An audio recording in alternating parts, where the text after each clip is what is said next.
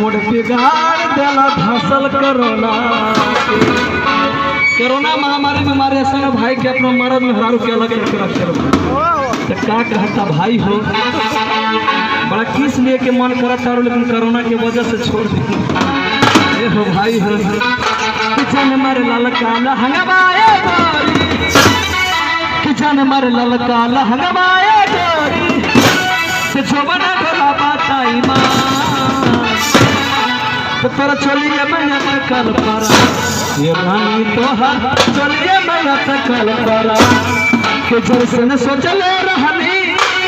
कि जैसे न सोचले रहनी वैसन धनी हमारे कि सावर न गोर साधु कि जैसे न सोचले रहनी वैसन भतरी हमारे सावर न गोर बाड़ू कि जय हना रो बाबा बला मुआ अरे जय हना रो बाबा बला मुआ जब हमारे बना के हो के न दिहल बिहा भनिया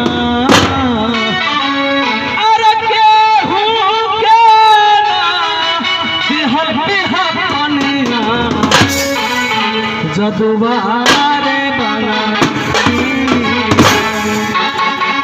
हम पियब न हो पियब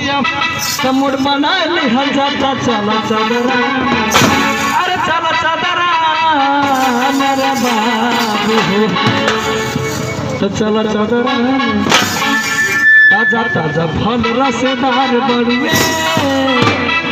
रबही गरम बाजार बड़ुए तो खेला अकेला ले हम के हो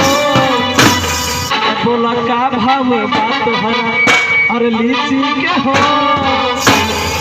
अरे एकरे पीछे हम पानी पागल आई तू कहिया से देख के बिया मुस्काई बाती आई बोलनी जाकी बानी दिल वाले गाय अरे दिल वाले गाय दारू हम पिएंगे अरे सिगरेट धराएंगे कि लवंडिया लवंडिया लवंडिया अरे चंदन से मारेंगे लंदन जाना बहुत लेट लगेगा भाई भाई